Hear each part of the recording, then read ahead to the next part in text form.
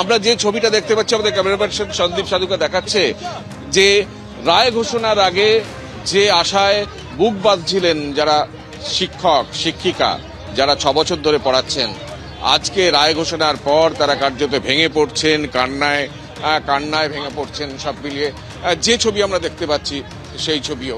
আপনিও কি বলবেন? অর্থাৎ কেউ মুখ খুলতে চাচ্ছেন না, কেউ কান্নায় ভেঙে পড়ছেন। যে ছবিটা আমরা দেখতে পাচ্ছি একটা ছন্ন ছাড়া ছবি। যে সুপ্রিম কোর্টের আজকের নির্দেশ, সেই নির্দেশ প্রকাশ্যে আসার পরেই সবকিছু পাল্টে গেল।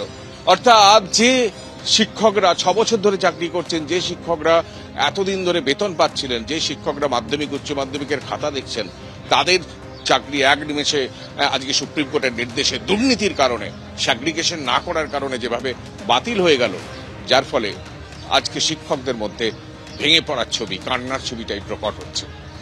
এখনো পর্যন্ত রায়ের যে অংশ সামনে এসছে সেখান থেকে দেখা যাচ্ছে যে বেতন ফেরত দেওয়ার কোনো রকম বিষয়বস্তু নেই। অর্থাৎ যাদের চাকরি বাতিল করা হয়েছে, যাদের অযোগ্য বলে চাকরি বাতিল করা হয়েছে বা যোগ্য অযোগ্য আলাদা করা সম্ভব হয়নি বলে সুপ্রিম কোর্ট মনে করছে, সেই সমস্ত চাকরি প্রাপকদের, বিতর্কিত চাকরি প্রাপকদের এতদিন পর্যন্ত তারা যে কাজ করেছেন সেই বেতন ফেরত দেওয়ার কোনো প্রয়োজন নেই, এমনটাই কিন্তু সুপ্রিম কোর্টের তরফ থেকে যে পর্যবেক্ষণ, সেই পর্যবেক্ষণে বলা হয়েছে। কিন্তু এটাও খুব স্পষ্ট করে বলা হয়েছে যে গোটা বিষয়টাতে এই মুহূর্তে আমাদের সঙ্গে আইনজীবী ফিরদৌস রয়েছেন। ফিরদৌস, তোমার কাছে জানতে চাইবো যে এই যে আজকের রায়ের মূলত গুরুত্বপূর্ণ দিক কোনগুলো? দেখুন, কলকাতা হাইকোর্ট যে রায় দিয়েছিল, মহামান্য প্রধান বিচারপতির বেঞ্চ জানিয়ে দিয়েছে সেই রায়ে ইন্টারফেয়ার করার কোনো কারণ দেখতে পাচ্ছেন না। এবং শুধু তাই না, বলেছেন যে যাদের ওই বেতন ফেরত দেওয়ার কথা তাদের বেতন ফেরত দিতে হবে। 3 মাসের মধ্যে নতুন সিলেকশন প্রসেস সেটা ইনিশিয়েট করবে। ফলে এই বলা যেতে পারে কলকাতা হাইকোর্ট যে রায় দিয়েছে সেই রায়ের অংশটি আপহোল্ড করেছে। তাহলে স্কুল সার্ভিস কমিশনের তরফ থেকে তো যোগ্য অযোগ্যদের আলাদা করার যে বিষয়টা, সেই বিষয়টা করা সম্ভব হলো না। একদমই না। তার কারণ আমরা প্রথম থেকে তো একথাই বলে আসছিলাম।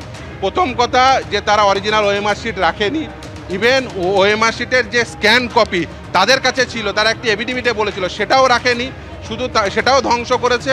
এবং এই যে tainted after expiry of the panel, যারা নন লিস্টেড ক্যান্ডিডেট, ওএমআর শিটের একটিও কালির আচরণ নেই, তারা চাকরি পেয়েছেন, তাদের বেতন ফেরত দিতে হবে, সেটাই স্বাভাবিক। ফলে যারা চিহ্নিত টেন্টেড তাদের বেতন ফেরত দিতে হবে। পুরো সিলেকশন প্রসেস বাতিল, 3 মাসের মধ্যে সিলেকশন প্রসেস কন্ডাক্ট করতে হবে এবং সেখানে তারা পার্টিসিপেট করে যারা যোগ্য হবেন তারা চাকরি পাবেন। এক্ষেত্রে বয়সের কোনো ছাড় কি দেওয়া হয়েছে? একদম সেটাই আমি শুনেছি, যদিও জাজমেন্টের অংশটি এখনো পর্যন্ত আপলোড হয়নি।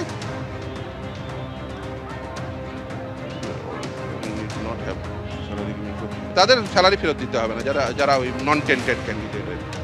অর্থাৎ বুঝতেই পারছো যে গোটা যে প্রক্রিয়াটা ছিল, যে নিয়োগ প্রক্রিয়াটা 2016 সালের ছিল, সেই নিয়োগ প্রক্রিয়া সম্পূর্ণটা বাতিল করা হয়েছে এবং কলকাতা হাইকোর্টের তরফ থেকে যে নির্দেশ দেওয়া হয়েছে সেই নির্দেশই কিন্তু বহাল রাখা হয়েছে। অর্থাৎ এখান থেকে যে যোগ্য এবং অযোগ্যদের আলাদা করার কাজটা, সেই কাজটা করা সম্ভব হয়নি। কিন্তু এখনও পর্যন্ত যা খবর, যে সুপ্রিম কোর্টের তরফ থেকে এটাও বলা হয়েছে যারা এতদিন পর্যন্ত চাকরি করেছেন তাদের কিন্তু বেতন ফেরত দেওয়ার এই মুহূর্তে কোনো প্রয়োজন নেই এবং 3 মাসের মধ্যে এই যে গোটা সিলেকশন প্রসেস বা নিয়োগ প্রক্রিয়া, সিলেকশন প্রসেসটা আবারও নতুন করে কন্ডাক্ট করতে হবে এবং সেই প্রসেসের মধ্যে যারা এখনও পর্যন্ত যারা চাকরি হারিয়েছেন, যারা অযোগ্য প্রার্থী রয়েছেন বা যারা যোগ্য প্রার্থী রয়েছেন, এই প্রত্যেকে তারা যে সিলেকশন প্রসেসটার মধ্যে তারা অংশগ্রহণ করতে পারবেন এবং সেখানে বয়সের যে সময়সীমা বা বয়সের যে ছাড় সেইটাও কিন্তু খুব স্পষ্ট করে উল্লেখ করা হয়েছে। কিন্তু চূড়ান্ত তুমি জানো যে এখনও নির্দেশনামার কপি হাতে আসেনি। ফলে সুপ্রিম কোর্টের তরফ থেকে কলকাতা হাইকোর্টের নির্দেশের ওপর যে সামান্য মডিফিকেশন করা হয়েছে, সেই মডিফিকেশনগুলো নির্দেশনামার চূড়ান্ত কপি আসলে তারপরে পরিষ্কার হবে। কিন্তু আপাততভাবে যেটা খুব স্পষ্ট করে বলা হয়েছে যে গোটা বিষয়টাতে সুপ্রিম কোর্ট কলকাতার রায়ের ওপর হস্তক্ষেপ করছে না। এই মুহূর্তে আমাদের সঙ্গে আইনজীবী সুদীপ্ত দাশগুপ্ত। সুদীপ্ত, আপনাকে জিজ্ঞাসা করবো, রায়ের আজকের যে রায়, সেই রায়টাকে আপনারা কিভাবে দেখছেন? দেখুন, খুবইভাবে স্বাগত জানাচ্ছি। এটাই হওয়া উচিত ছিল, কারণ যে পরিমাণ ইনস্টিটিউশনাল দুর্নীতি হয়েছিল, এটা স্টেট স্পন্সার্ড করাপশন, তাই জন্যই সুপ্রিম কোর্ট বলেছে যে এটা violates article 14 and 16 of the constitution. তাই জন্যই পুরোটা বাতিল করে কিছু মডিফিকেশন করেছে যে কতদিনের মধ্যে পরীক্ষায় বসবে, কিভাবে স্যালারি ফেরত দেওয়া হবে, কারা পরীক্ষায় বসবে, তাদের এজ রিল্যাক্সেশন থাকবে কিনা, কিন্তু সারমর্ম হলো পুরো 26,000 যে প্রসেসটা ফার্স্ট এসএলএসটি 9, 10, 11, 12 এবং RLST group C group D পুরোটাই বাতিল।